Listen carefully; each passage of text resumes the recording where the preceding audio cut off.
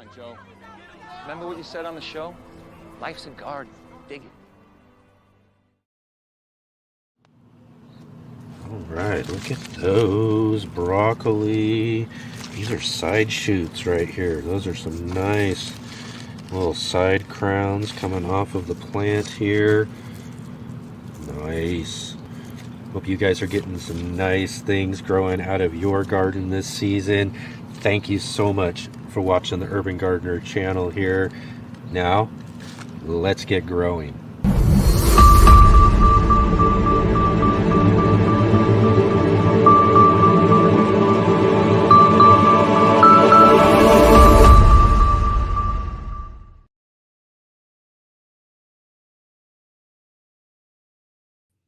All right, welcome all of you awesome gardeners to the Let's Get Growing livecast here on the Urban Gardener channel. My name is Enoch, and I'm going to be your host this week for a really great show that we have with us this week. A really special guest. We've got Nate Muri of Garden Like a Viking as our guest coming on the show here in just a little bit. So stay tuned for that awesome conversation with Nate coming up here. And I'm really glad to have all of you joining with me here. I know a lot of you are coming over from Nate's live stream that he just had just a little bit ago. What a great conversation on his live stream there. And I'm really glad to have all of you joining along with us here on our show as well too.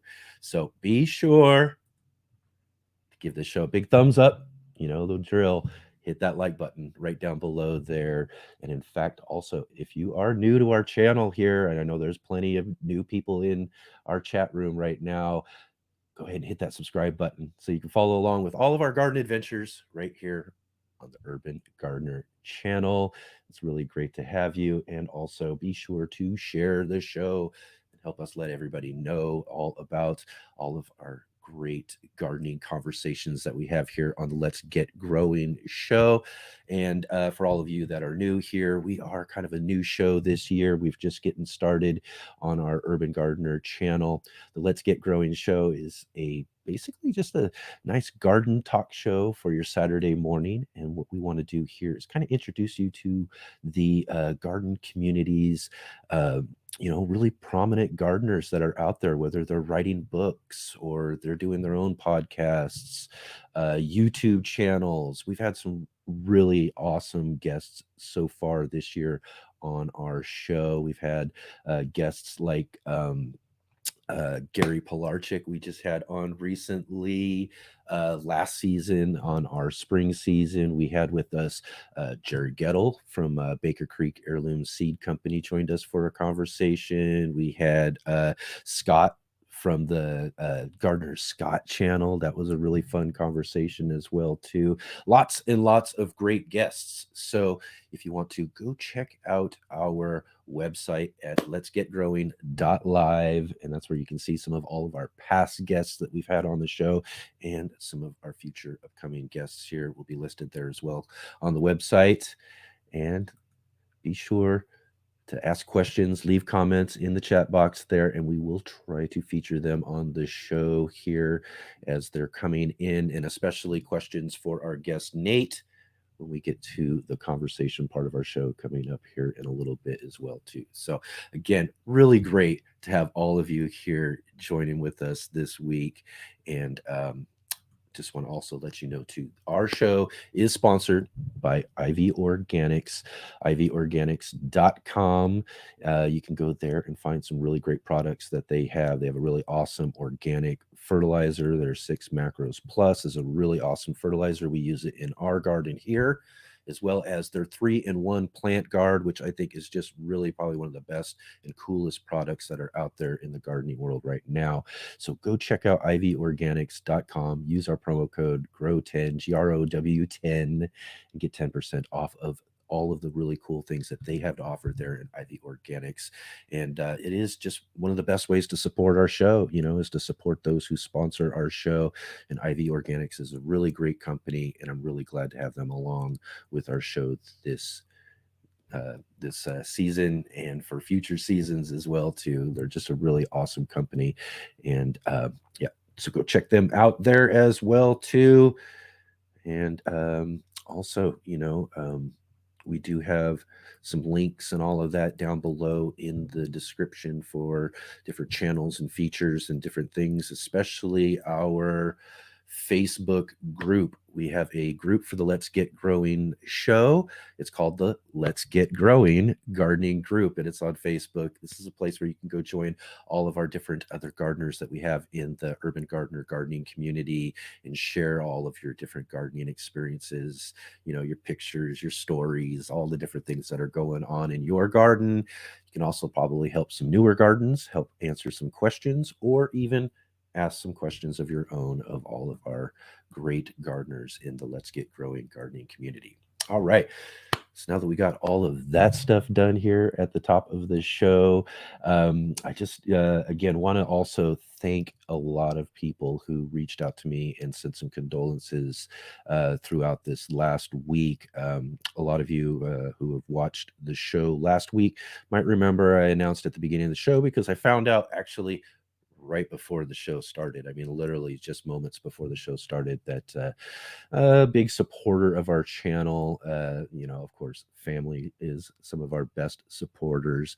And my grandmother was a great supporter of our channel. She loved watching the videos on the Urban Gardener channel. She loved checking out our live streams, and was really enjoying our Let's Get Growing show that we got started this year.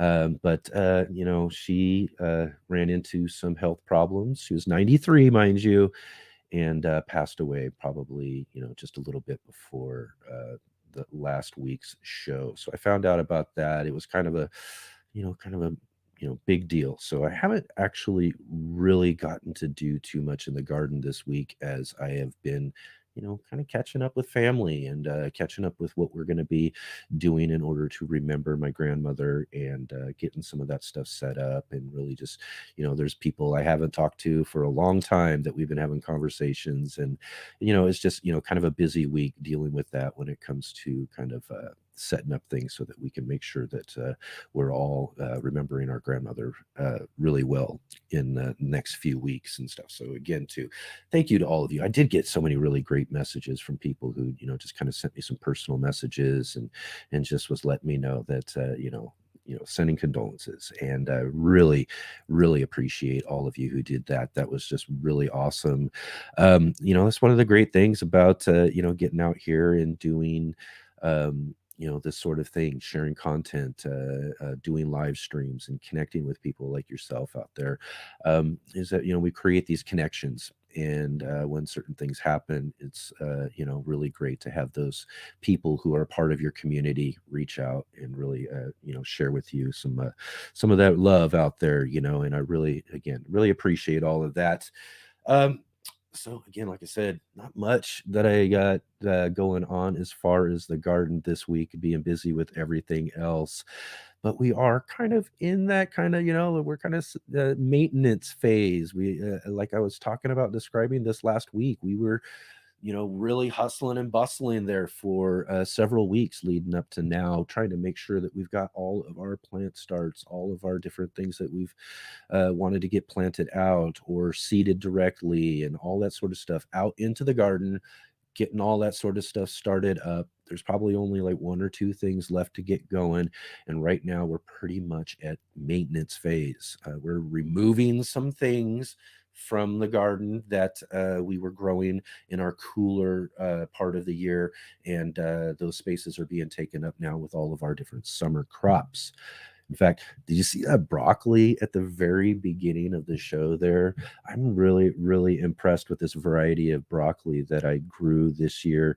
And I wish I would have wrote it down. I'm not sure if I have the exact type of it, but I always have issues with brassicas. Brassicas are just one of those things that, I just have issues with, and don't necessarily get some really good outcomes from a lot of those, but this year's broccoli was really awesome. I got some really good, big, decent sized crowns off of all of my plants. I cut those off about a week and a half, 2 weeks ago, and decided that, well, let's check out and see what we get as far as some subsequent side shoots off of this broccoli. And man, the side shoots are just as big, just as juicy, and just as nice as those crowns were. But you know what? The best bonus part about that, though, too, if you saw the video clip at the very beginning of the show, is that the crowns, we get 3 crowns coming up off of that stem where we had our initial main crown of the plant. You know, we cut that off and we got 3 shoots that pop up, giving us 3 more really nice, decent sized broccoli crowns off of each of our plants. So we almost like tripled our harvest from our broccoli plants just by waiting another week or 2 to get some of those side shoots too. So when we're harvesting our garlic, that's one of the things we want to do. Hold on a little bit, let those plants kind of mature just a little bit more, see what we get from all those side shoots.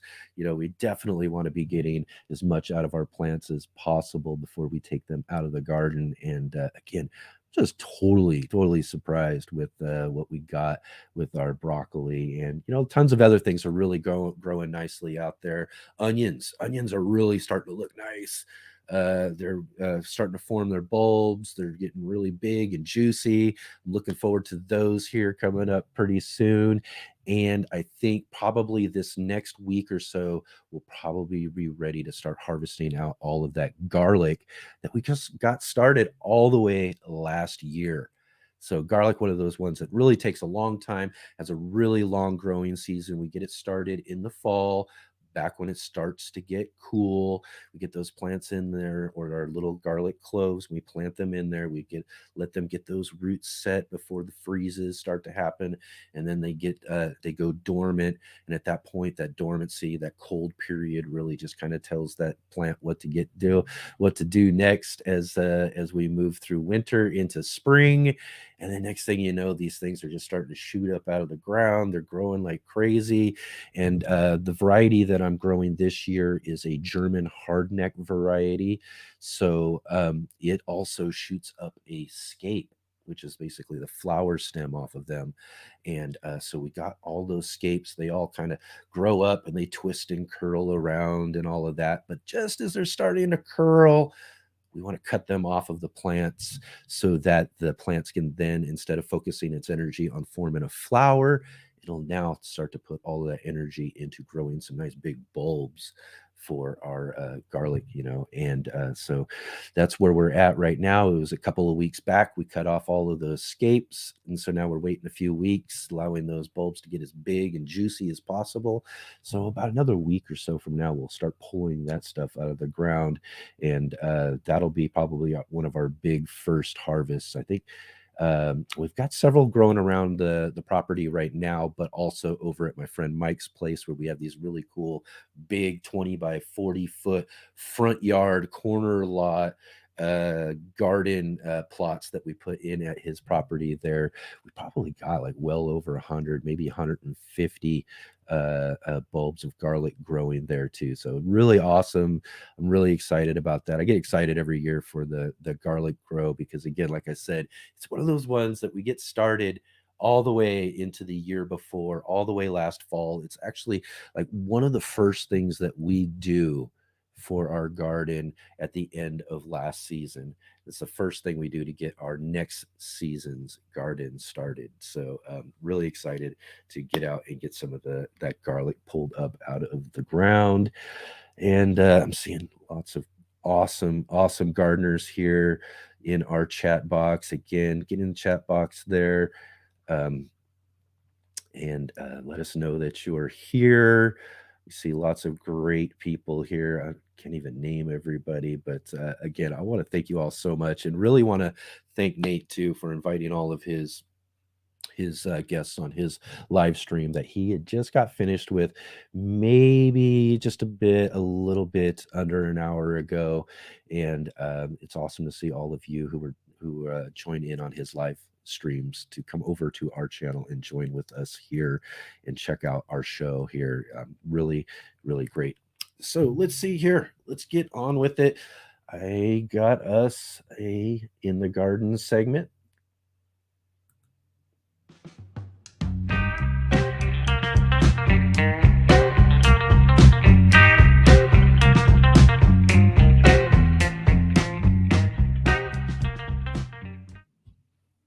Now, this time of year in our garden, we're starting to notice our fruiting plants starting to form their very first fruit.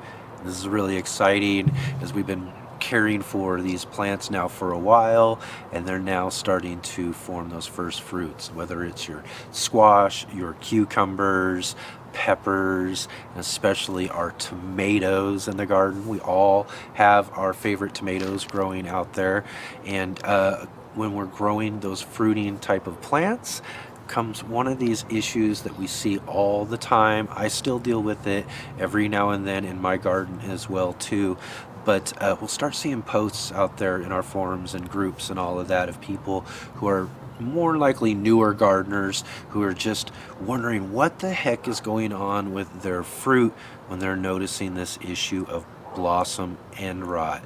Now, blossom end rot's really just terrible, and it's so devastating to see some of those first fruits that we're seeing on our plants start to show signs of this problem. And blossom end rot is explained out there as a calcium deficiency in the plant, but there's a real issue when it comes to how and why that deficiency is happening. But what I'll see in a lot of these posts out there is talking about a quick fix for a calcium deficiency in your soil when you're starting to notice that your plants are presenting calcium end rot, and that's using eggshells. Now, I want to say eggshells are a really great thing to be putting into your garden soils. I start off by putting mine into the compost and let it compost down with my compost pile, and that way I let them break down that way. I've added it directly into the soils that I have in the different garden spaces here as well too. So I do use a lot of eggshells in our different garden spaces. But as far as being a quick fix for a blossom end rot calcium deficiency in your plant, it's not really going to be the fix-all like you see a lot of people talk about out in these forums and groups.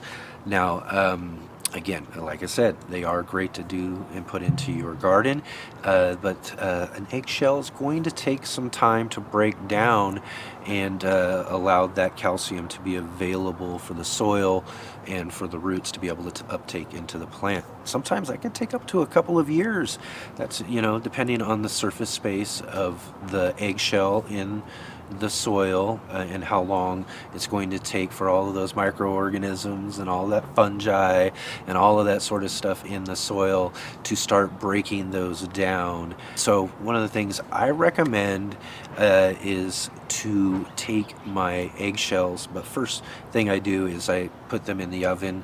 I bake them at about 350 degrees for about 10 minutes. And then after that, what I want to do is I want to break them down. And you can put them into some grinders, processors. I've got a little processor that I use to grind up my eggshells with. And you could also kind of use maybe a mortar and pestle and just break them down by hand and do that sort of thing. But what you're trying to do is just really kind of grind them down, get them as small as possible, and that way they break down just a little bit faster, and it's a little bit easier again for those microorganisms and that fungi to really get that calcium into the soil itself. But it's not going to be just instantly readily available to fix a calcium deficiency that your plant might be having an issue with. Now, one of the big things that is really the issue for blossom end rot and a lot of our tomatoes and peppers and different things is our watering consistency. We don't want to let our plants dry out. That's a big issue. And we don't want to also oversaturate them as well. We've got to find that happy medium when it comes to watering our plants and getting a good plant watering schedule, and maybe doing it just a little bit more or watering a little bit more in those hotter months. But we want to be really consistent with that when it comes to especially tomatoes, because they seem to be really kind of picky about that sort of stuff. Out of everything about tomatoes being so easy to grow and to take care of and all of that, they really are picky about their watering schedule. So figuring that out is going to help that plant be able to uptake the calcium that's probably pretty readily available already in the soil. Because what a lot of the problem is, again, is that it's the watering issue that's making it to where the plant just can't uptake the calcium that's already there. So it's a big issue, or a big way to start taking care of those future issues with blossom end rot, is to get a good consistent watering for your plants. And again, you go ahead and use the eggshells in your garden, put them in your compost, spread them out into your garden spaces. They are really good. One other thing too I've seen before, and I've tried in the past as well, that people talk about with eggshells is to stop or handle or keep snails and slugs away from your plants. And that's another one I want to say just doesn't really work. So if you're seeing that out there as well too, because it is that time of year as well, we're seeing those snails and slugs all over our garden. I've personally watched them crawl right all over eggshells, broken up in all different ways, and I can say that that doesn't necessarily work in the garden. So that's another thing that doesn't necessarily work with the eggshells. But again, they are really great to have in the garden. Go ahead, save those eggshells. I mean, I wish I could actually have chickens. I would love to be able to produce my own eggs, and I'd have all those eggshells, and I would definitely continue to put them into my compost and into my soil and into my garden, and be able to enjoy that amendment that will be ready for my plants to uptake in the future. So I hope that helps you out with understanding what's going on in your garden. If you're seeing any sort of blossom end rot issues with any of your plants, and I hope that you're able to get that all figured out, because there's nothing better than having some big juicy tomatoes or some nice delicious squash growing out of our gardens. And so I hope that you get plenty of those for yourself as well too. And again, I hope that all of you are really enjoying our segment here in the garden each week. And if you are, give this video a big thumbs up, give the show a big thumbs up, and we'll see all of you next week right here in our garden.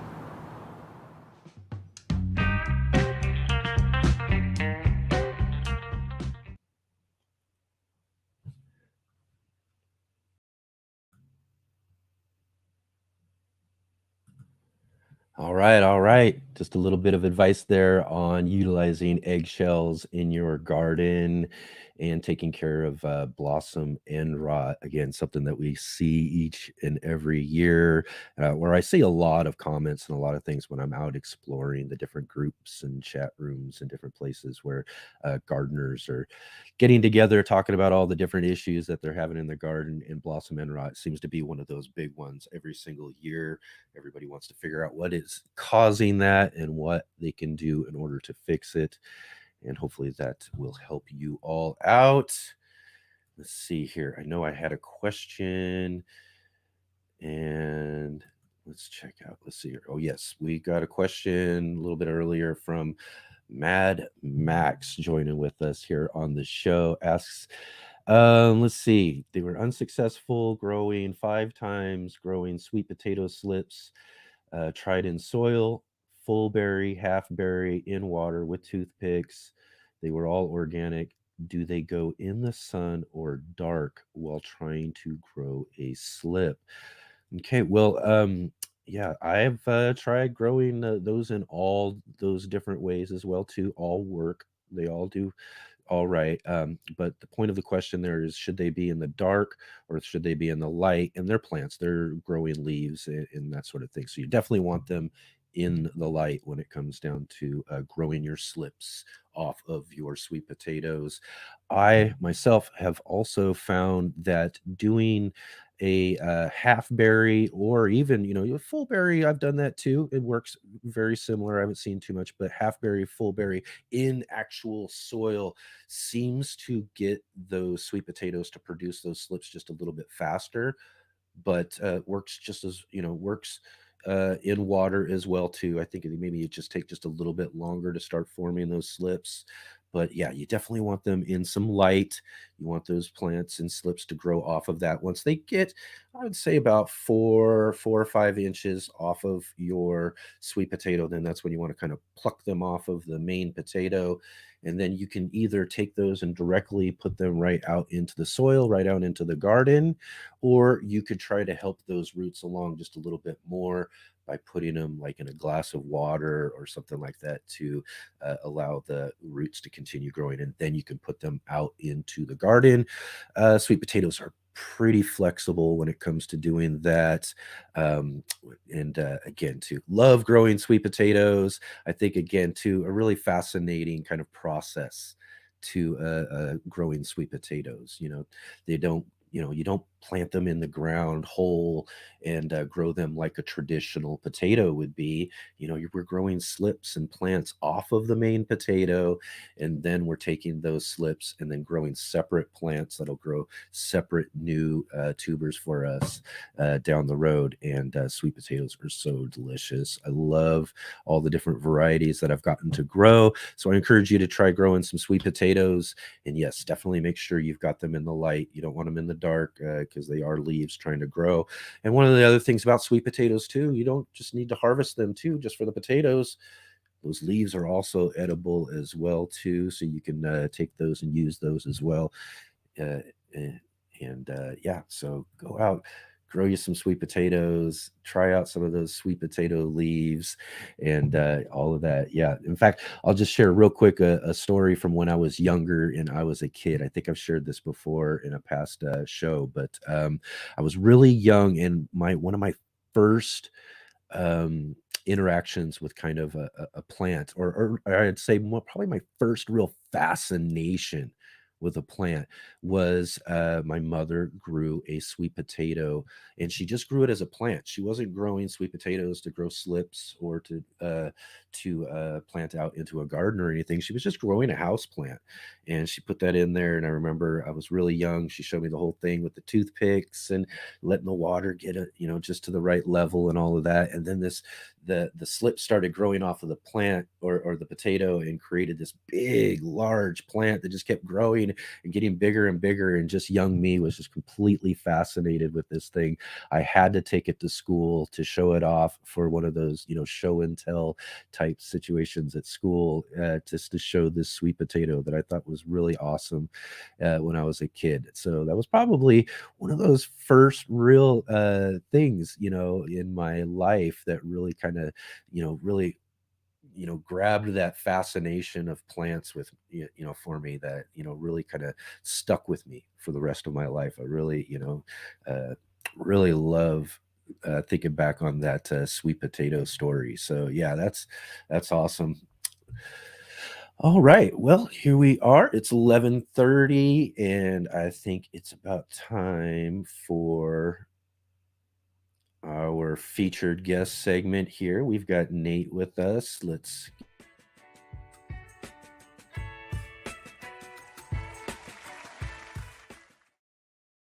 All right, so this week's featured guest is Nate Muri from Garden Like a Viking on YouTube. I've been really fascinated with Nate's channel lately and really love all the stuff that he's doing and all the information he's sharing. In fact, as I was talking about just a little bit ago too, he does a live stream on his channel on Saturdays, probably about a couple of hours before we start our show here on the Urban Gardener. And I was sitting back listening to all of what he was talking about there, and just really, really love his spirit and love the way he transcends his passion for gardening and growing into the gardening community. And that's why we really wanted to have him on our show here, because that's what we're really trying to do here on the Urban Gardener channel and the Let's Get Growing show, is to bring on guests onto our show who have that just really great passion for growing, and to be able to share their story and talk with them and introduce them out to the gardening world through our show.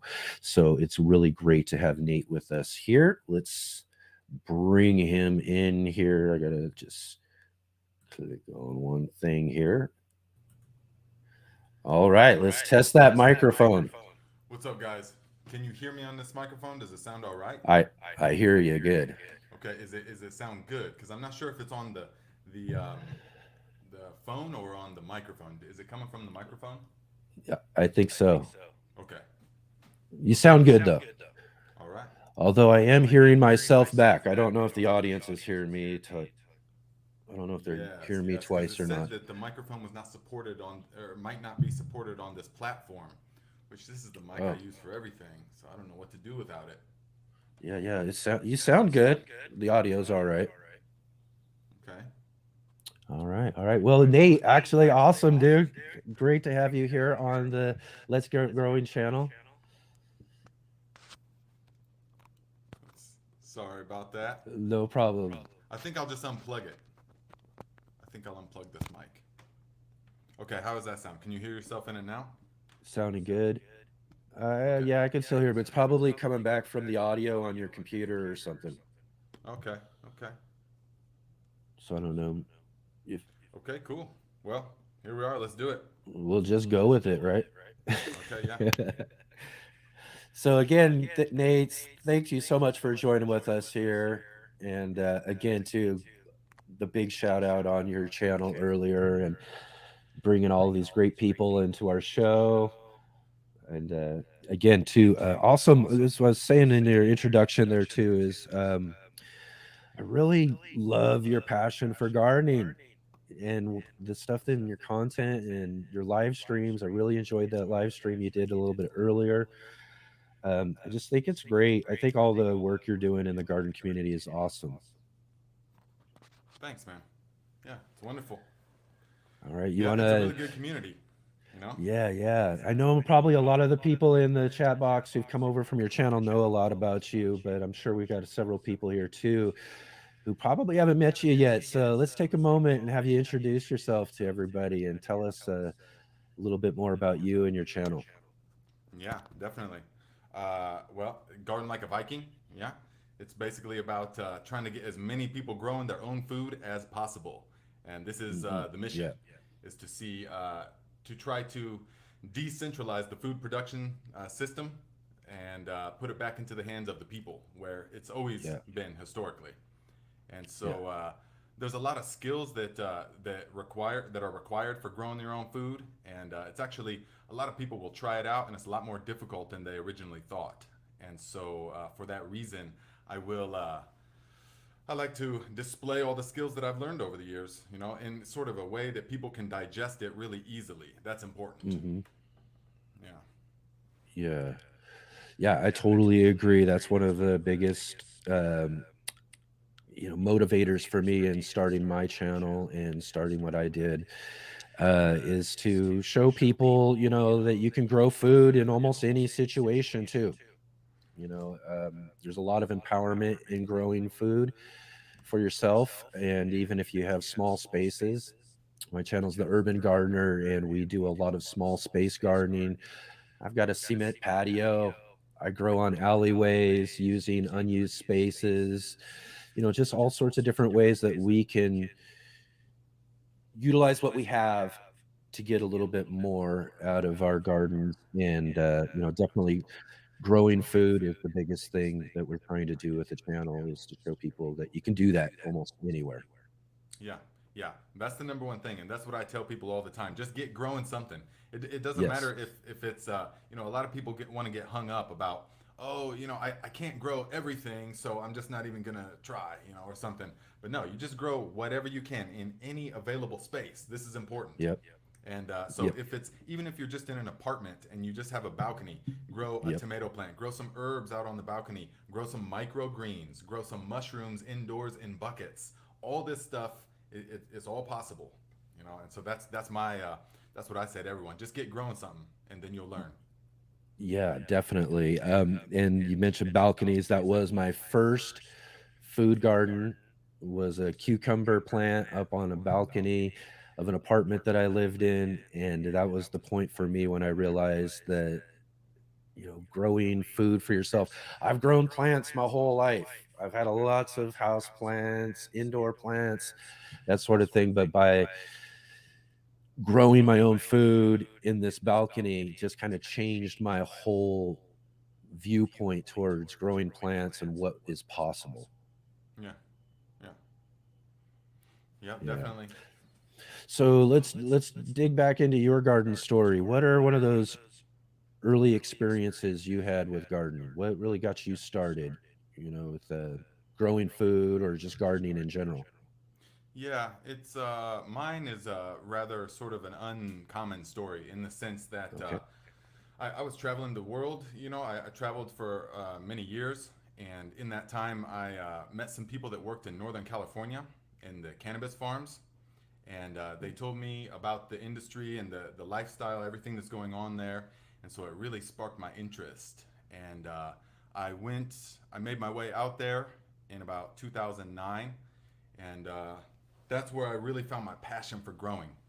Is doing that, living in the mountains, living the off-grid lifestyle, just living. It was a really wonderful type of life out there, and growing all of our own food, had animals, and way off-grid. So it was really kind of like a baptism in fire, kind of like jumping into the deep end, and Yeah. just learning as I went along. And there was so many people there. Northern California, for the cannabis growing community and all of that, Hmm. there is like the cutting edge of the world as far as like new techniques and old techniques as well.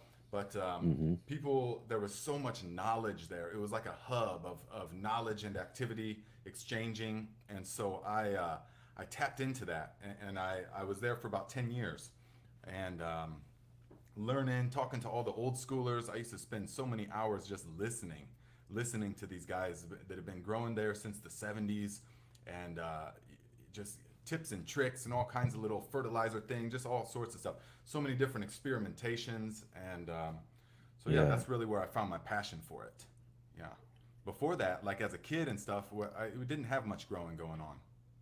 But Yeah. I live here in the corn belt, in the oceans of corn and soybeans all around us. But as far as home gardening, there isn't a lot of it going on around here. Yeah. Yeah. I live not too far away from Northern California myself. I'm here in Southern Oregon, Oh, just nice. basically about 20 minutes from California there. Oh man, And that's not far from where I was. I was in southern Humboldt County. Yeah. yeah, yeah. And I've Nice. gotten to meet several people who grow, and especially like you talk about, the cannabis community is huge in that part of the world. And again, lots of really true organic gardening when it comes to even cannabis. These people are really, like you're saying, innovating and thinking of really great ways to get the best out of their plants as possible. And a lot of that transcends into growing food as well. Oh, absolutely. Yeah, that's really the whole point of my channel. I don't advertise that point a lot, but it is really the point of it is bringing all of that and translating it for people into the growing food. I call it high Yeah. stakes gardening. That's what it was there for many years, and so it was like you couldn't fail. You were really had to make sure that absolutely the crops succeeded, and so you learn a lot of techniques under that kind of pressure.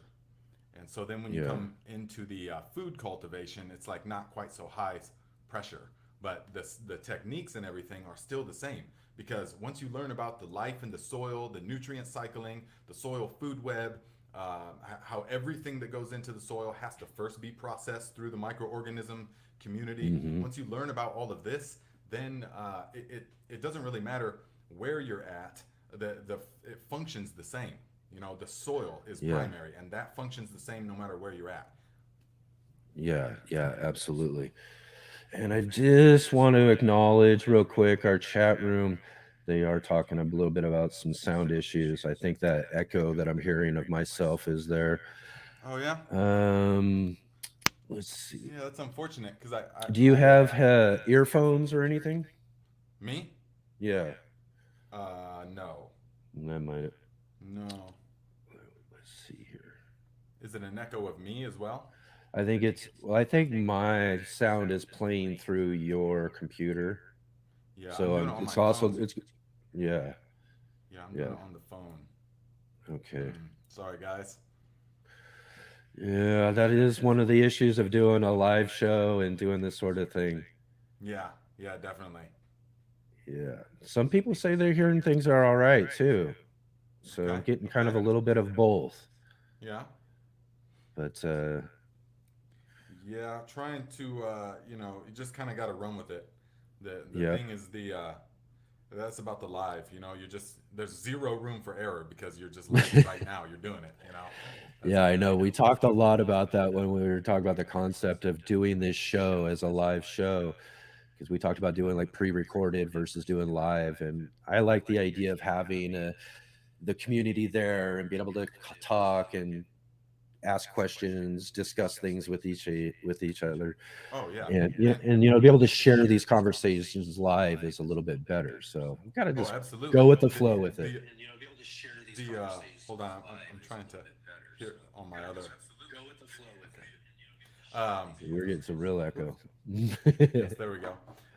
Yes, the live streams I found are fantastic because you get the energy from the people, and it Yeah, doesn't even matter that we're separated by this distance. It's like in the ether, and I love yeah, live streams because the people we're all here right now, and we're all yeah. focused on like the similar goal, the similar thing, the same energy, and it's really empowering. I get energy from doing the live Hmm. streams that I Yeah, just don't get from doing videos. You know. exactly. I even kind of like that run up to it. It's like the few minutes before you hit live. You're just like, oh, Yeah, it's like, about ready to get going. yeah, okay, we're about to go live. Let's Yep. do it. Yeah, and I've been doing some live streams on my channel for the last couple of years, and it was about 2 years ago as we were really learning about like Zoom and those things. And I was like, that's when I saw the potential of being able to really connect with people, and the whole birth of this show idea came. I was like, what the gardening community needs are, gardeners having conversations with each other, Hmm. just kind of learning from each other, getting to meet each other, know each other, that sort of thing too. I don't see very many of that stuff going on in the gardening community in general. So Yeah, that's what yeah. we I want. think this is probably the one. This is the only one I'm aware of that does this kind of thing. Yeah, yeah. So that was kind of our mission, was just to, there's so many great, awesome gardeners sharing content out there that, we just wanted to be able to have a platform where we can just kind of meet as many of them as possible, learn as much of their stories as possible, and just kind of show people in the gardening community the just all of the great various people doing awesome things. It's one of my favorite communities. Oh yeah, definitely. And there's so many different techniques to doing things. That's Yeah, one thing that I try to get people to understand is that yeah, there's so many different ways to do things that anyone that tells you that they've got the only right way of doing it yeah. is incorrect. That That's right. they need to expand their horizons more because through traveling the world and through trying so many different things, I've seen there are ways. Some people swear only their way works, but then I've seen other ways that work as well. And so it's Yeah, keeping the open mind, but testing it out for ourselves. I feel like that's the yeah, primary thing is that okay, we learn something from a YouTube video or a channel or something like that, but then we try it ourselves. We have to yep, implement it. Yeah, and that's how yep. information becomes knowledge when it's put through the catalyst of experience. And I feel like that's really important. Yeah, exactly. Like you're saying, with so many different ways of doing things, I always say that if you're not learning, you're not gardening. And there are so many things that I've learned to do that became like successful strategies for me, that eventually found seasons where they didn't work as well. So there are things that even that we think we know, that that can still run into problems with. So there are all sorts of ways of approaching different ways of growing different things, because gardens are just full of different possibilities, Right, whether you're right. talking about And soil or the plant itself, pollinators, um, pests, fertilizer, just so many levels to gardening. Yeah, man, and it's so, and that's why I just made a video on my channel about that. It's so much more complex than the human mind can really comprehend. That the whole Yeah. interconnectivity of everything, and it's just so far beyond what we can comprehend. And so you can be doing the same practices year after year, and each year, even with the same plants in the same spot, each year will be different. So if the practice last year, you had a thriving 9 foot tall tomato plant with beautiful tomatoes, and you do the same exact thing this coming year, and you get these sickly little plants, or the plant just dies. Sometimes that just happens. That's why I want to let people know: don't beat yourself up, don't be discouraged about that, because it's just the way of nature. You know, not all of them survive. So you always have to have backups. You have to have backups to your backups. And when something dies, you just pull it, put something else in there. That's what it's all about. That's right. I love it. And again, too, as you can tell from a lot of the comments we're getting in the comment box, too, is that people really love your approach to gardening, and especially when it comes to that viewpoint. I think that's one of the things I like the most, the people who are out there sharing content that does talk about these various possibilities, and that we're constantly learning. And there's just so much more to learn, even for seasoned gardeners. In Yeah. and sharing that with each other is probably the biggest thing. We Yeah. there's things we know and things other people know, and as we come together, we can bring that all together and make that stuff happen. And it's I really felt like it was my duty to start the channel. I mean, I only started it just last year. It's like a year old, the channel, about a year and a half maybe at the most. But the I felt like it was my obligation, my duty to start the channel and to share the knowledge, because people throughout the world have given the knowledge to me and shown it to me so freely, never asking anything for return, just the exchange, the free flow of knowledge from villagers when I was living in India or living in Thailand, going all over the places, or Northern California. All these people were passing on this knowledge, and that's like a sacred kind. I hold it sacred, that kind of passing of knowledge. And so starting the YouTube channel was just the obvious thing. It was like, okay, well, let's build this audience, because this is a perfect platform, so we can just let flow all the knowledge and information so that as many people can see it as possible. And once it's out there, it's like, it's no longer hidden. I mean, once people learn something, that's it. It's theirs. And I love that. Yeah. Yeah. So let's dig into the garden right now. We are all growing right now. What we got stuff growing out there. What are some of those things that you're growing out there in your garden? What are some of What those is things? So some of your favorites, some of those things you grow every year. Yeah. Oh man. Well, garlic and onions. I mean, Yes. primary garlic, onions, and then because see, most people are growing what I call rabbit food, which don't Yeah. take offense, but they're growing like 8 different kinds of lettuces, and that's great. Yeah. And lettuce and kale and all this stuff is wonderful. Leafy greens are good. Mhm. I definitely grow them, but they don't have the Yep. calories. So if we're talking about sustenance gardening, which is the food security type gardening, then we Yeah. need to focus on the calorie crops. The calorie crops, potatoes, sweet potatoes, peas, beans for drying, corn, all of that stuff I grow. I got various different garden plots around the city, and so grow lots of potatoes. Man, I'm eating potatoes all winter long. And Yeah. also the garlic and onions. I mean, literally every day garlic and pretty much onions. And so Yeah. I grow them, and they're just about to be harvested. And then I'm going to replant bush green beans in there that I can Yep. can, and beets that I will juice the rest of the summer. I got collard greens growing. Just had some last night on the grill. If you Yeah. follow my Instagram account, then I just put it on my story. Showed you how I charred them up on the grill. Really good. The collard greens, mustard greens. Yeah, all Yeah. kinds of good Yeah. stuff. It's a really slow season this year, though. I don't know if anyone else is experiencing this. I think they are. But Yeah. boy, it's only rained one time here since the season Oh. began. And the Oh plants are my. not liking that. I mean, they just don't like that. Yeah. And Yeah. so it's really, really slow to start, but everything's still healthy. But once the rain comes or something, then it's all going to really pop. You know. Yeah. Yeah. Garden loves that rain, man. That's for sure. Definitely. And it's so much more. Watering is not the same. Watering, artificial irrigation is just not the same because you don't have Yeah. the other elements, Yep. that are involved. And in particular, the cloud cover. Plants love cloud cover. Plants, Mm-hmm. because it diffuses the light, the sunlight, Yep. And out here, when it's just so dry, they're just roasting in the heat and they're all parched, and you can just tell by, I mean, I've so many thousands of plants over the years. I can just tell by looking at a plant its status, its life force, its level of health.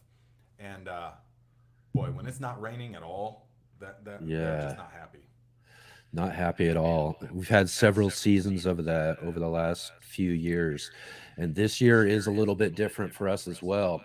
I haven't had such less rain like you're talking about. We're getting a little bit more this year, which is unusual for us.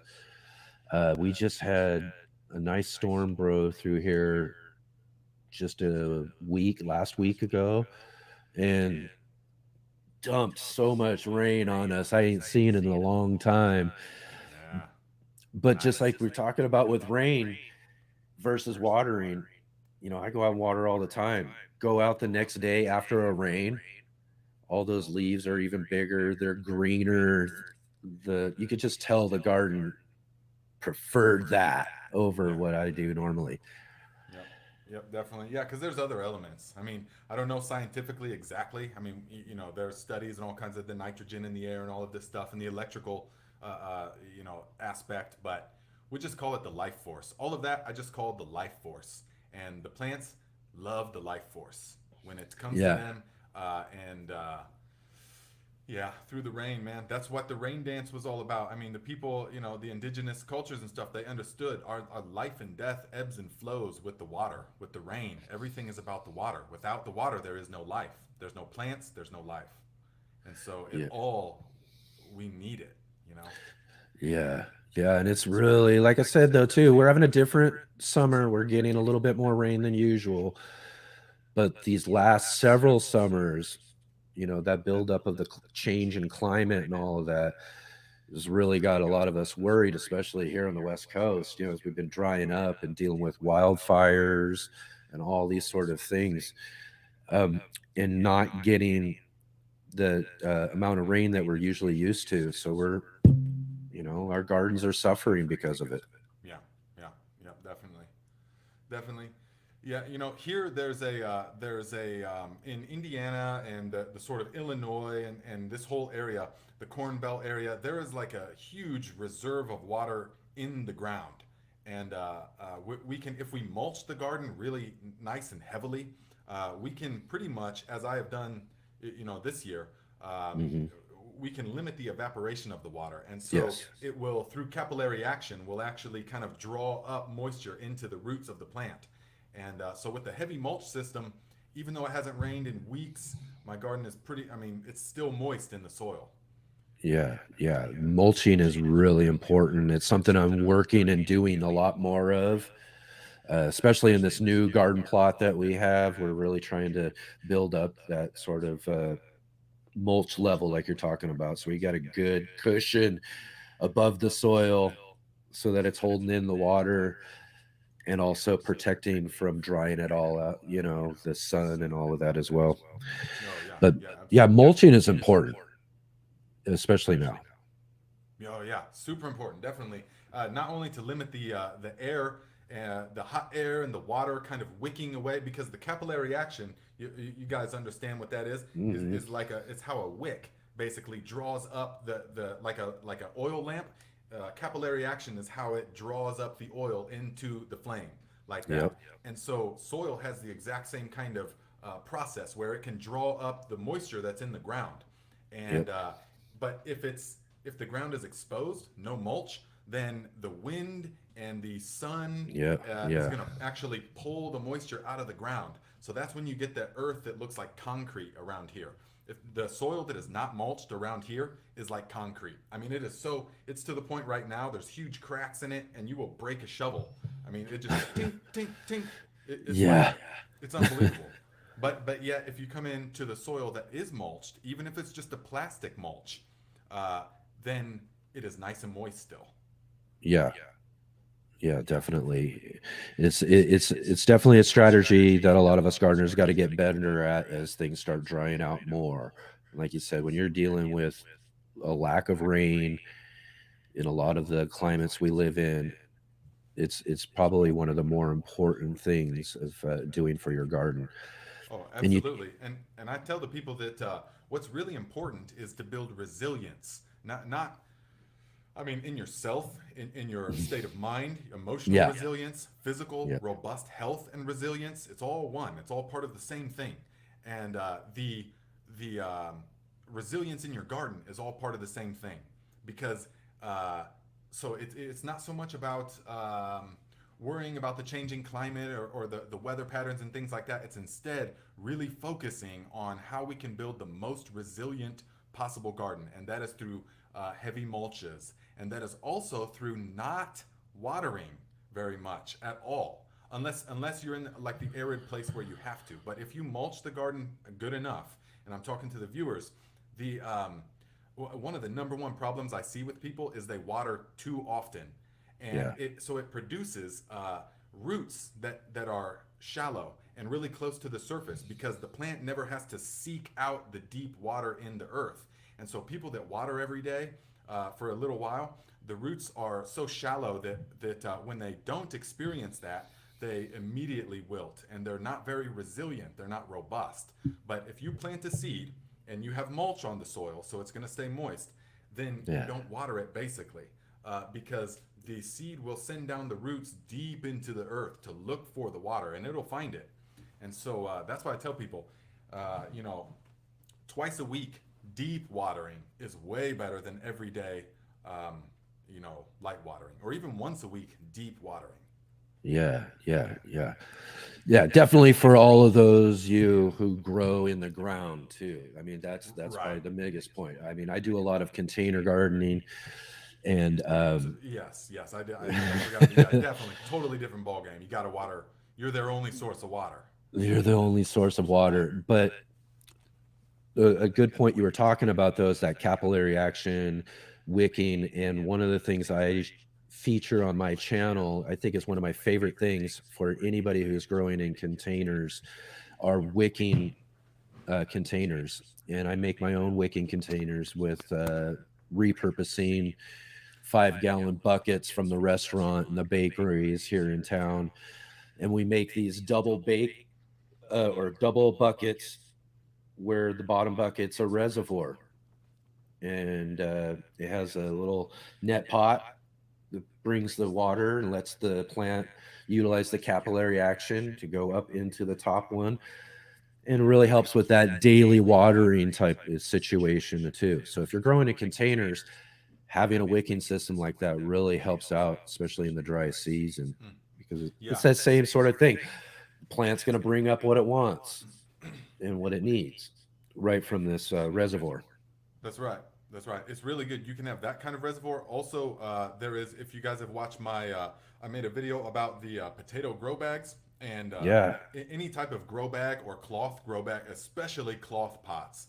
Yes. If you're going to utilize cloth pots or grow bags, the ideal way is to first make a bed of leaf mold, or a bed of grass clippings, or even several layers of cardboard can work, but something that's going to hold on to the moisture, because then you put the bag on top of that, and that's going to keep that moist under there, especially if it's a Yeah. nice thick layer of leaf mold. That's going to retain the nutrients. And I also made a video that shows the people how to do it, even if it's on concrete. So how you Yeah. just build a little frame with the wood, and then you put the visqueen down, and you put the 2 or 3, 4 inches of leaf mold, and then you put your pots on top of all of that, and that really helps to buffer, because that capillary action, you know, like you're saying, can draw Yeah. up, and that's really going to help. Because otherwise, if you just put like cloth pots on concrete, man, you better just have like a constant drip on them almost, you know, because they will dry Yeah. out. Yeah. And that's the really important thing, is not let your plants dry out. That's right. And that's kind of what I was talking about a little bit earlier too, is with the blossom end rot situation with tomatoes and fruiting plants and all of that. Is it's about watering consistency, making sure your plants have a consistent water Not too much and not too little either. You mentioned people water too much. Well, the opposite can be true as well. When you're not watering enough and you're letting those roots dry out and die off, it's really going to set your plants back, set your production back, all that sort of stuff. So you've got to have that nice happy medium of watering for your plants, making sure that they're staying moist enough. Yeah, yeah, absolutely, and that is exceptionally true with things like tomatoes, because so many people they will have tomatoes and that are going through a bit of a drought, and then they'll get a heavy rain, and then boom, all their tomatoes split because Yeah. that splitting tomatoes has to do with inconsistent watering. And so if you mulch nice and heavily, that will buffer that, and so that will allow it to stay relatively moist, so that when you do get the rain or something, it's not going to burst like that. But splitting tomatoes has to do with inconsistent moisture. Also As with well. Yep. melons, Yep. can do the same thing. Yeah. Yeah. Yeah. If your tomatoes are splitting, then you're probably letting it, you know, you're, it's just uneven watering and you're giving too much at one point in time. And when it wasn't getting enough, that skin dries out a little bit. Right. And then you give it some water and it wants to grow and Swell up. yep. And then it just Yep, pops definitely. Then because the of that. fruit flies move in, then you got a big disaster. Yeah. Yeah. Yep. That's the saying, is that there's a lot of, plants and things you want to maintain really good, consistent watering, but tomatoes are one of those top ones. Mhm. I mean, they are really picky about making sure that you are watering on Yeah. a consistent level, Yeah, definitely. whether it's blossom end rot or splitting, cat facing, all sorts of different issues with that sort of stuff. There is, yeah, yeah. As opposed to certain things like celery, I have found, and leafy greens and stuff, they can take to where they're just totally wilted, and then you can water them, and they'll just kind of bounce back. It's not nearly as Yeah. big of an issue with them, but with like tomato and eggplants and stuff, yeah, big issue. Yeah. And definitely potatoes. A lot of guys, Yeah. especially once you start seeing the flowers on the potatoes, that is when they are going to really start tuber production, and so you want to make sure that they have ample amounts of moisture. Otherwise, you're going to have a very weak harvest of potatoes, definitely. Yeah, yeah. And another one I love growing too. I grow a lot of potatoes in containers and do different things and try those things over the years and stuff too. But finally this year I get to grow them in the ground because we got, like I said, my plot's over at my friend's place and really excited about seeing what our harvest is going to be this year. Nice. What Finally kind are you getting to growing? grow them in the. I think we got like 3 different varieties. We got a red Norland variety. I think there's some russets and maybe some yellow potatoes of some sort there as well too. Yeah, Cool, cool. yeah, yeah. So I mean, if you're growing them in containers, your harvests are going to be a little up and down from year to year. I haven't really gotten anything consistent out of any certain particular container that I've tried growing them out of. But now that we get to grow them in the ground, I'm really hopeful we're going to get some good harvests this year. Yeah, yeah, definitely, definitely. And it's true, and I'm sure you know that all plants want the ground. Of course, I mean they want the earth. Ideally, always the best place to plant is in the earth, because that's just where they were designed. To grow and stuff. But That's due right. to so many factors, a lot of times that's not possible. So the Yeah. next best thing, is like we said, the pots with a reservoir of some kind of moisture. Yeah, exactly. I like the idea, but you're talking about with the grow bags on the leaf mulch. I think that's might be something I'll try with my next potato adventure Yeah. in Oh yeah, containers. definitely. And I found that the contractor bags. I don't know if you've seen the video I made, but the contractor bags, you roll them down and stuff, and Yeah. put the half full of compost, and then take a piece of rebar. Once it's setting on the leaf mold, poke Yeah. it all the way through so that it has direct contact with that leaf mold, and then you'll see Yeah. that the roots grow down through those little holes into the leaf mold. Yeah. It works really good. Yeah, I'm definitely gonna have to try that out. Nice. All right, let's see here. Let's get back in the garden. Are there any sort of things that you have trouble with? Things that you don't grow anymore because they just don't grow very well for you, or That would be those things are only going to be climate related. I mean, right? local climate Okay. related. So broccoli and cauliflower and spinach, Yeah. absolutely not doing it anymore, because they grew really well over the winter time in Northern California, where it's raining, pretty much foggy the whole time. We were in the redwoods, so it was like overcast and real temperate, very small temperature changes, like 1 degree each day is the temperature change. I come back here and it's like, 87 at night, 87 during the day and like 47 at nighttime, and then just boom, the spinach, the cauliflower, the broccoli bolts immediately.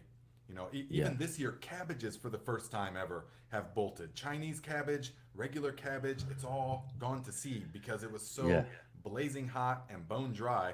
But then the nights were still really cool, in the 40s.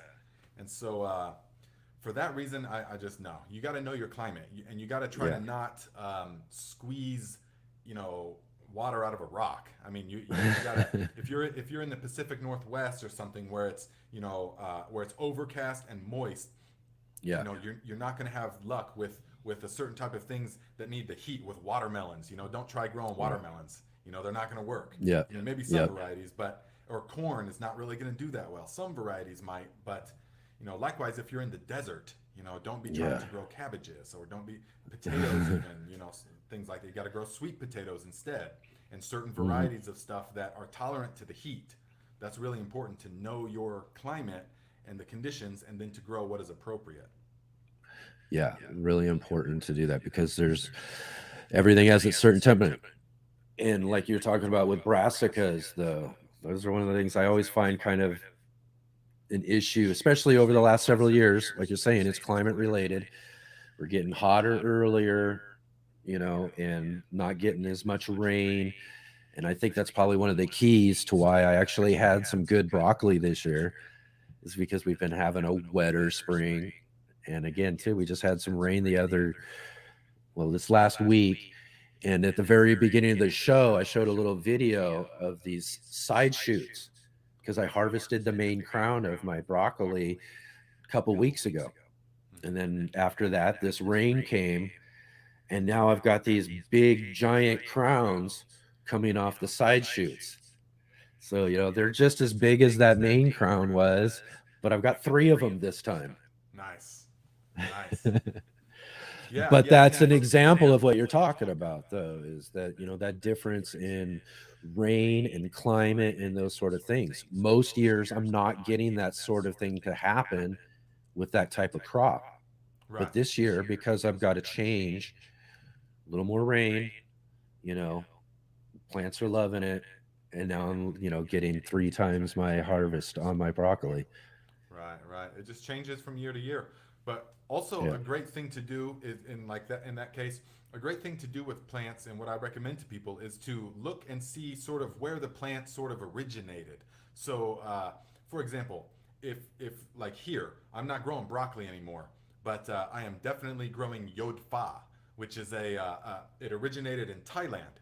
So you can look and you can see, okay, well, I lived in Thailand, so I know, but you can just look up the weather of Thailand, hot, humid kind of thing. So it's a broccoli-like substitute. It tastes really much like broccoli and sort of asparagus mixed with like kohlrabi kind of thing.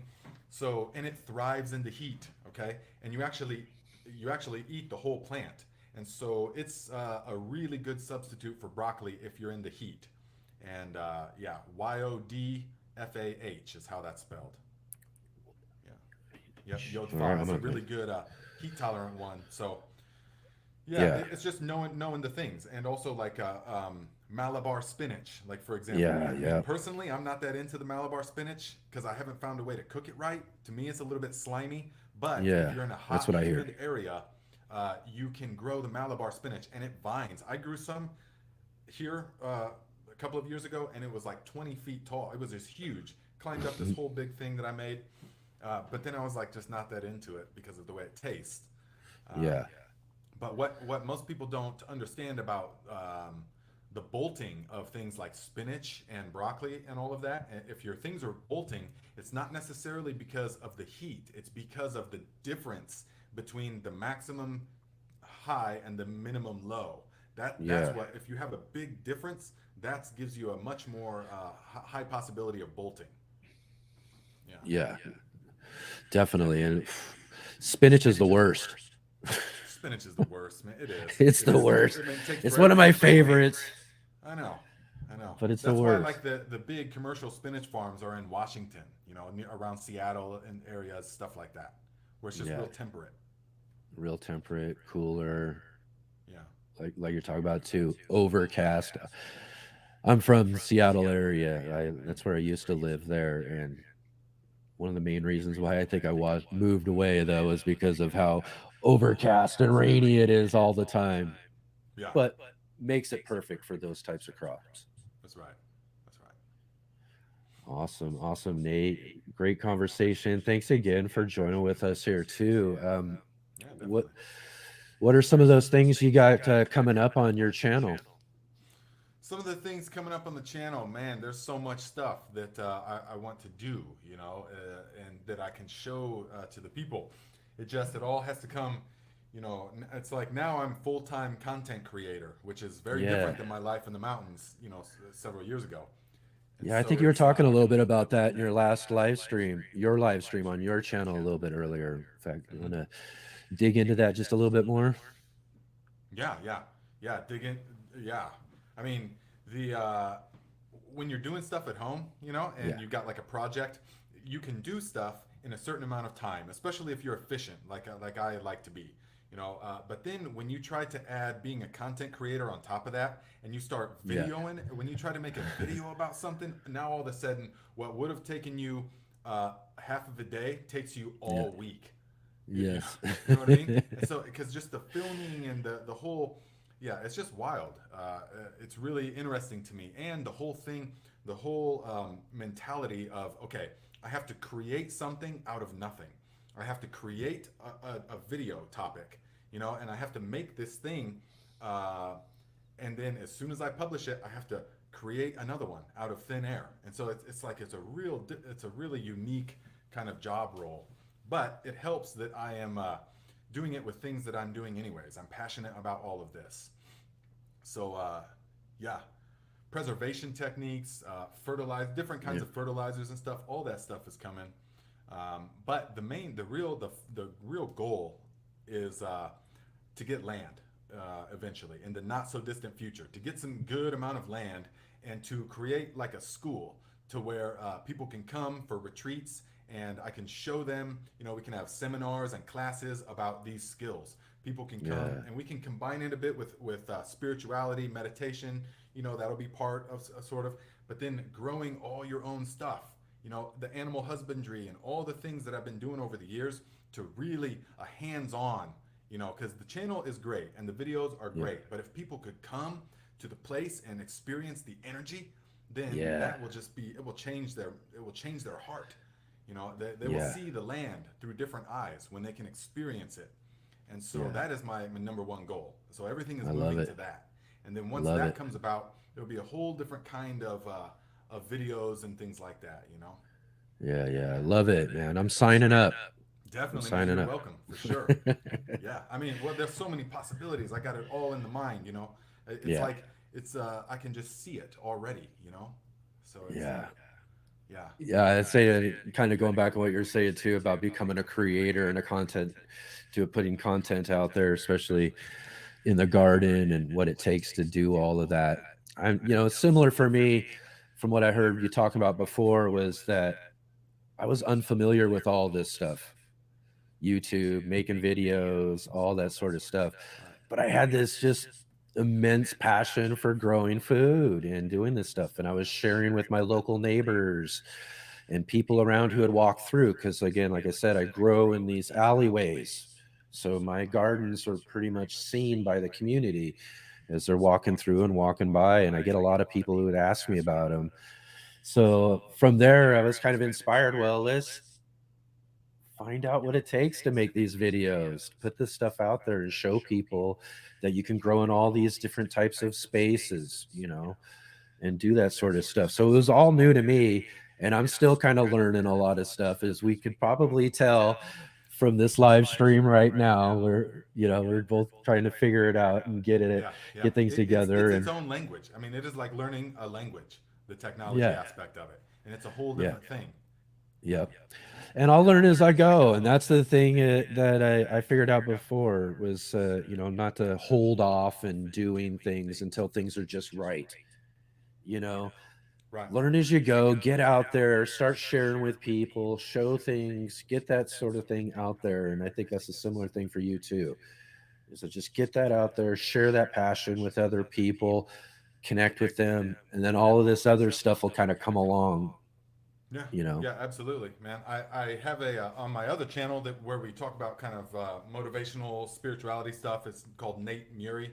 Um, on that channel, I have a saying where done is better than perfect, and that's That's so right. true in so many Yeah. aspects. Unless we're like building a piano or doing brain surgery or something, Right. but for most things, guys, just do it. Just get up and do it. And the fact just done is better than perfect because That's right. perfection can be the enemy of good. Yeah. In the sense that people can be so worried about, oh, I'm not gonna do it right. I don't got the finances yet, or I can't do it like I want to do it, so I'm just not even gonna try yet, or all these things. Just do it, because getting your feet wet and getting the stuff, getting the energy flowing. That's what's you're gonna learn as you go, and things will become clear to you. Doors will open. You'll meet people. You'll Yep. all these things will just happen. You know. Yeah. Exactly. And that was just kind of like the initial motivation. I'm naturally a perfectionist. So I have to really work at pushing that stuff aside and all that. But Right. And you and know, and being able to tell that, because some things require that, some things it's important, like we said, brain surgery or something like that. yeah. But certain many things like building the trellis for your tomatoes and stuff, that does not require perfection. I mean, Nope. that just getting it done is better than perfect, in my opinion. Yeah. Yeah. Gardening and video making is not brain surgery. Right. Right. There's room for error. There's Yeah.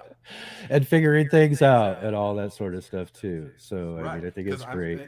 I'm the type of person that somebody, I mean, some people can learn by watching someone make a mistake. So like Yeah. my brother, he can learn from watching somebody make a mistake and then correct his life, his path. Yeah. But Yeah. me, I can't. It just doesn't compute. I have to make the mistake myself, You have to and go through then that I feel it, process. and then I learn from that. You know? Yeah. I feel so similar in that same way. I've got to, just got to have my hands involved. I've got to see what's making everything work and, get that together myself, and then that's how I learn. And, I think it's really a great way to just do anything is just to get in, get started, get growing. And I think you said it perfectly is that, it's not brain surgery. You know, there's Right. so many things you can do. We talked about just a little bit earlier with the variables in gardening. There's just so many ways of doing things and all that sort of stuff. Nothing's necessarily concrete. So, I think the biggest thing I think we also mentioned too was discouragement, not let things be discouraging. Don't let perfection or something being perfect or growing just the way you wanted it to discourage you from learning how to get it to where you want it to. That's right. Yeah, yeah, that's right. And a lot of people, they feel that they are under the misconception that they are growing the plants. And so they feel like a huge Yeah. weight of responsibility, like, oh no, I have to do everything perfectly because I'm growing the plants.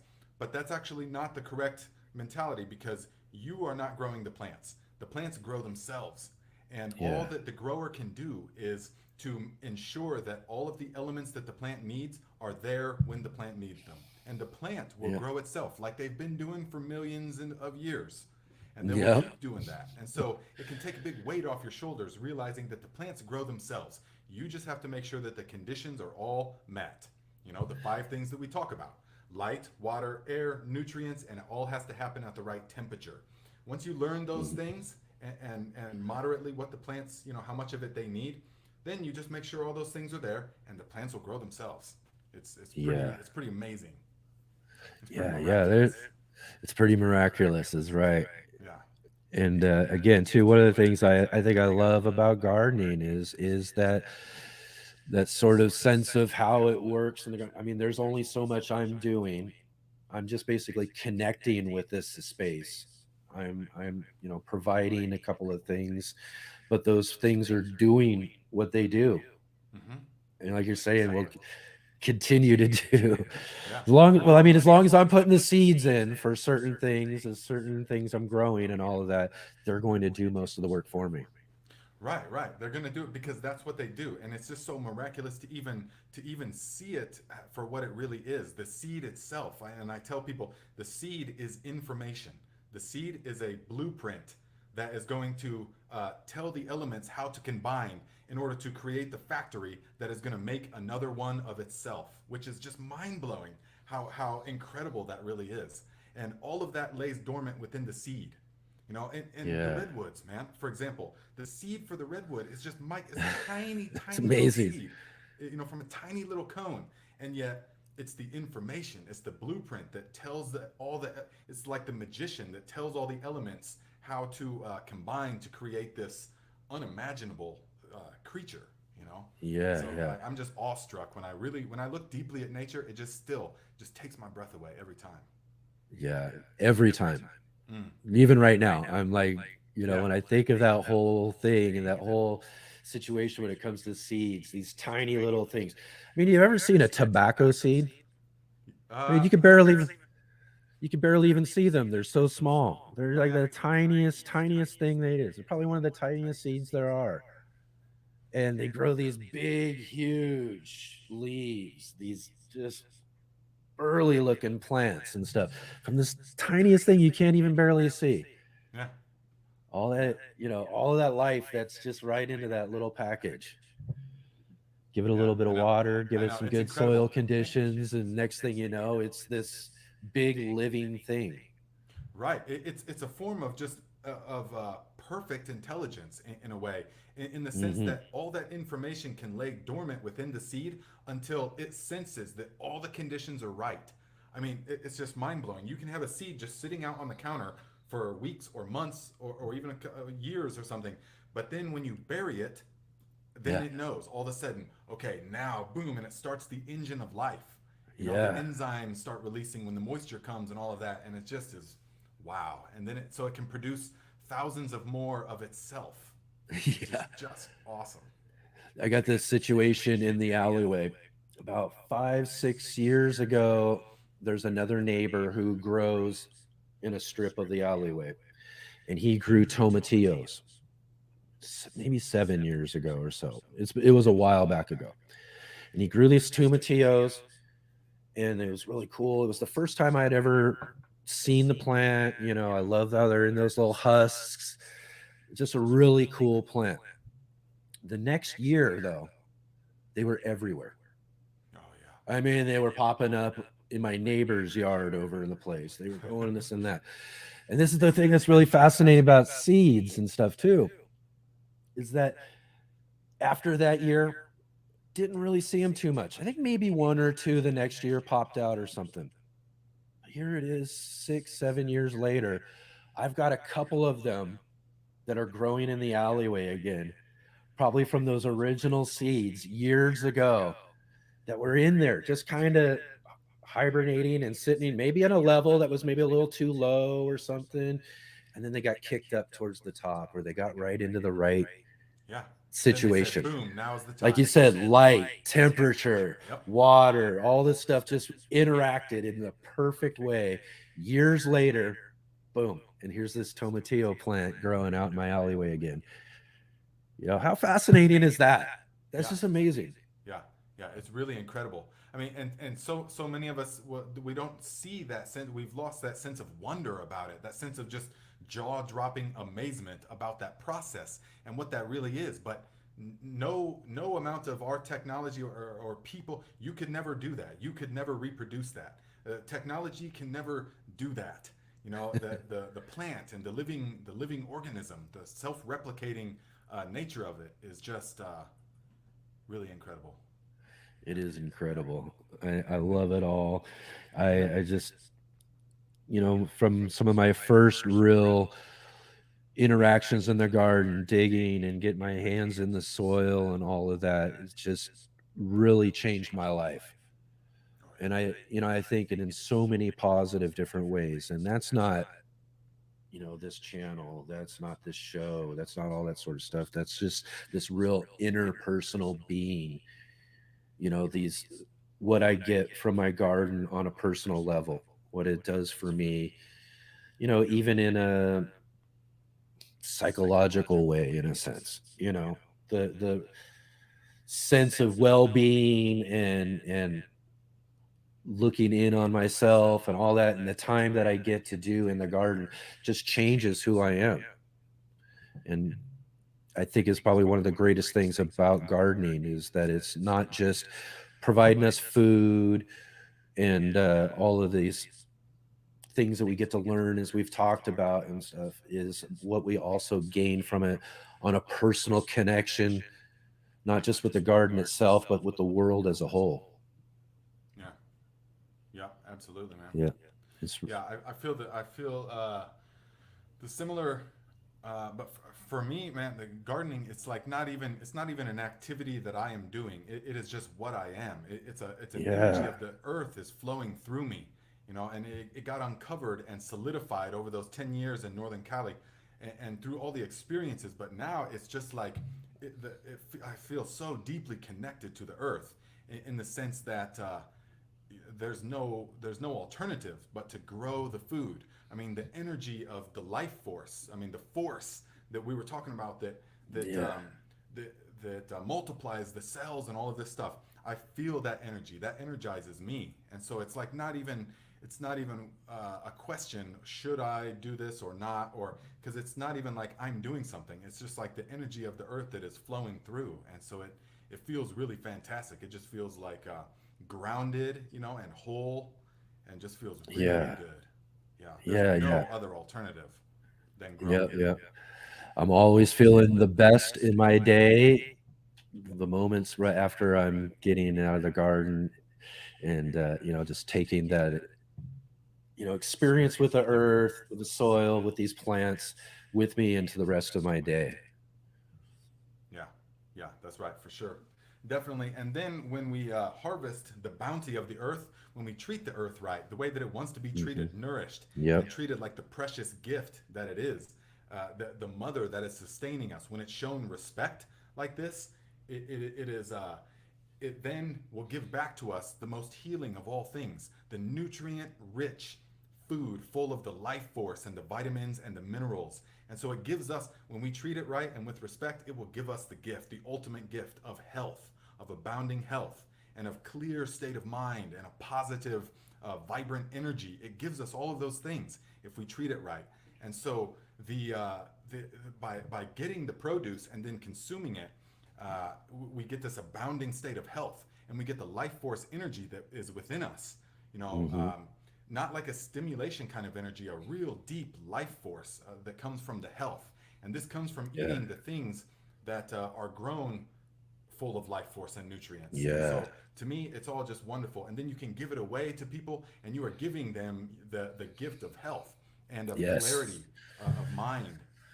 Sharing. Yeah. I think it's one of the greatest things that, about the garden, not only are we going to be, that's on that level I was talking about before, we're not only sharing the food we get, but that experience as well. Oh yeah, yeah, definitely.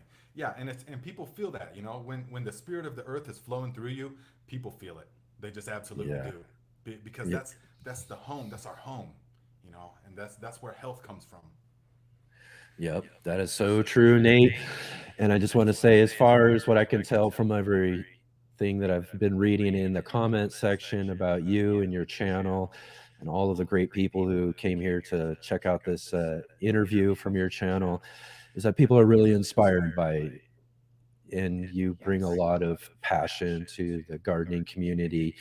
And like I said, you can just tell that through the people that you interact with and what they've been sharing with here on this show.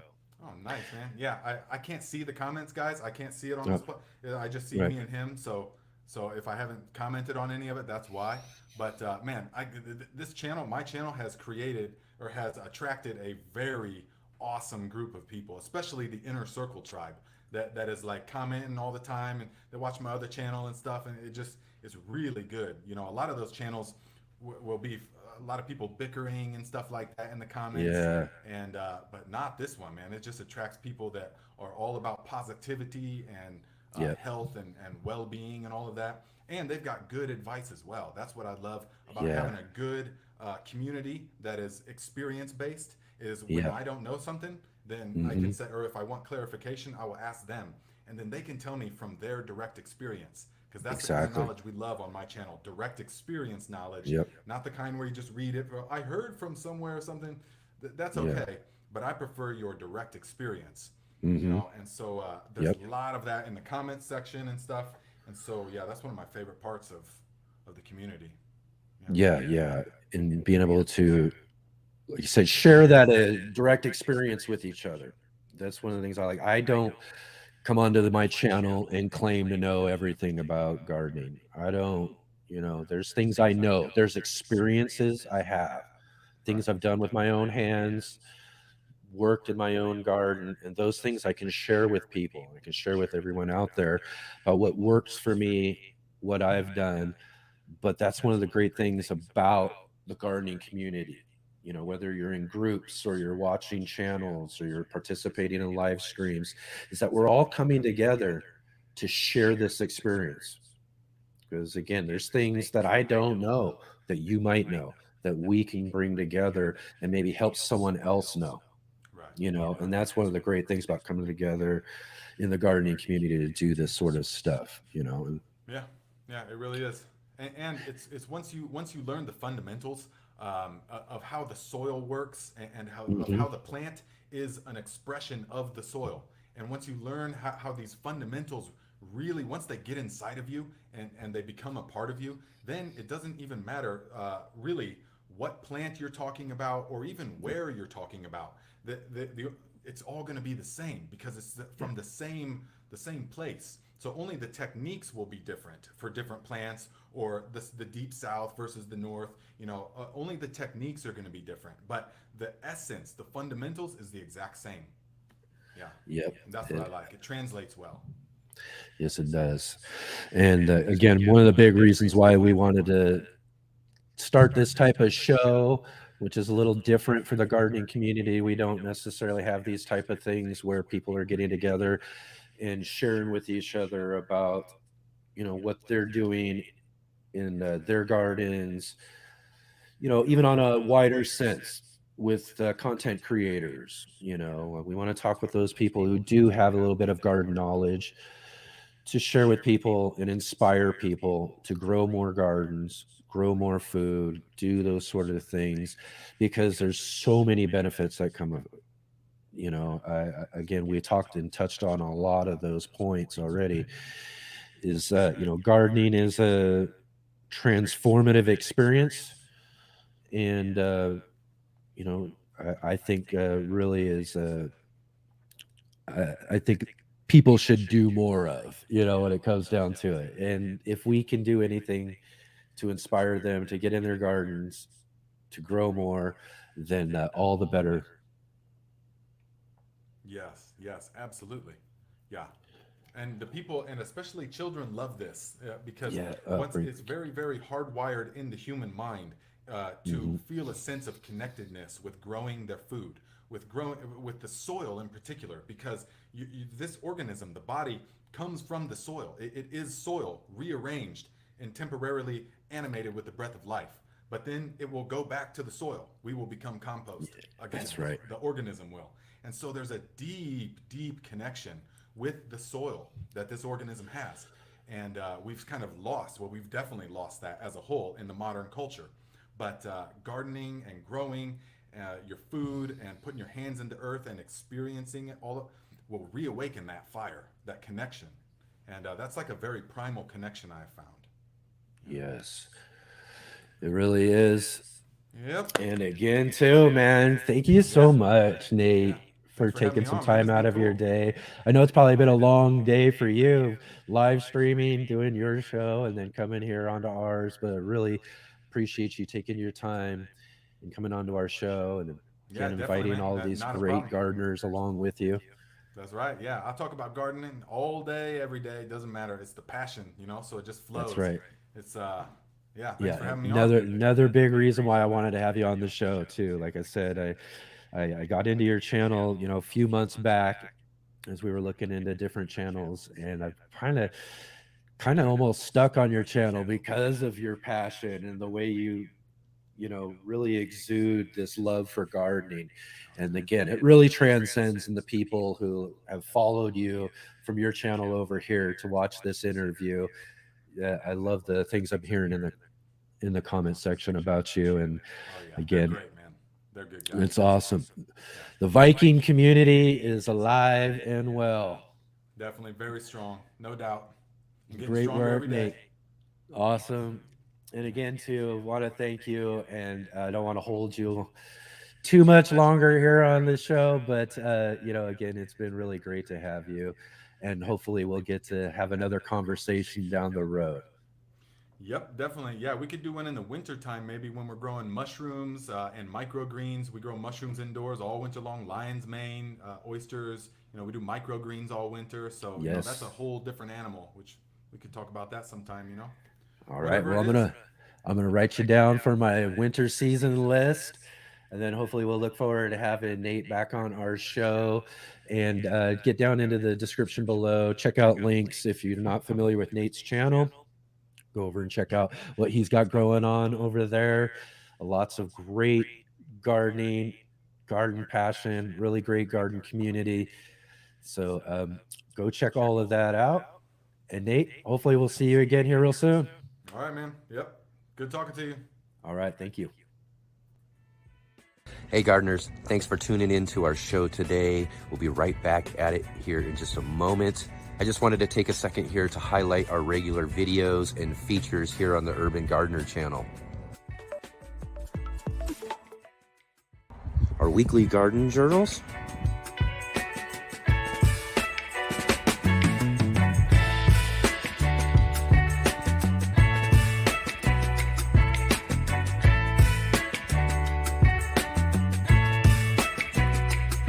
and our incredible feature visits.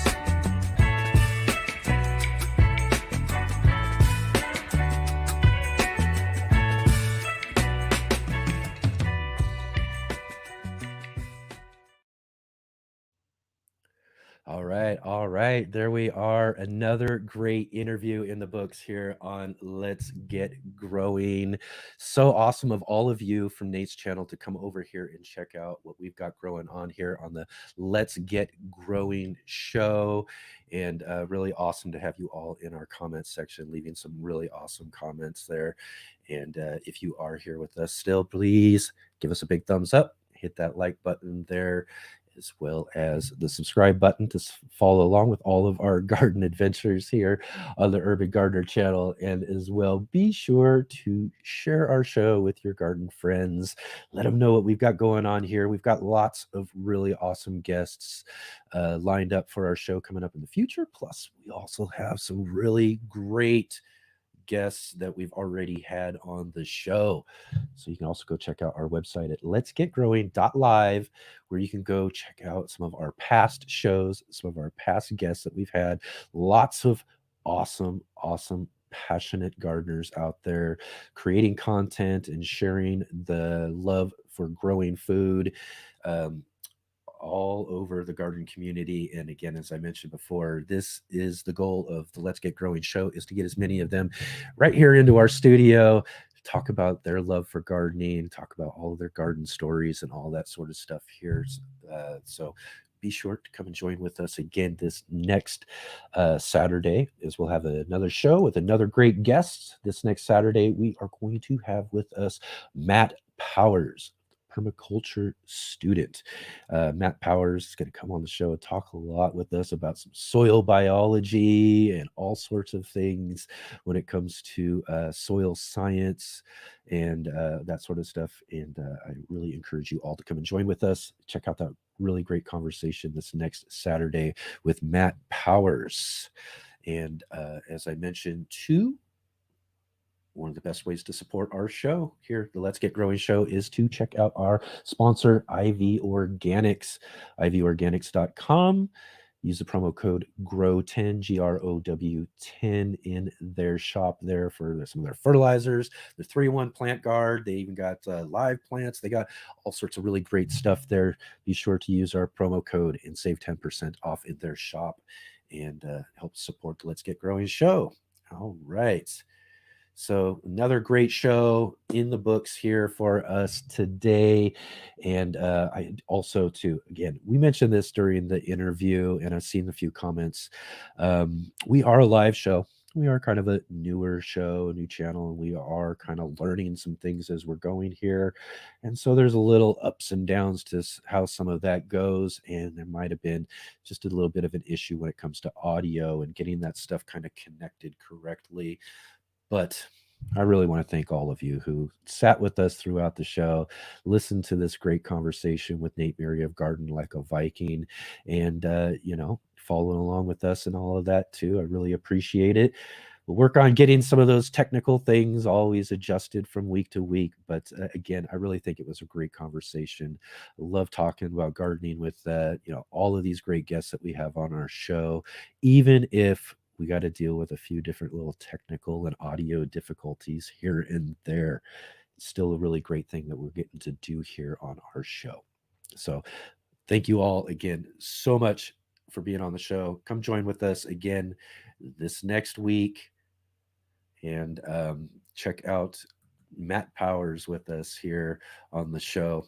And we'll, from all of us here, Let's Get Growing, you have a great week. And we'll see you all next Saturday.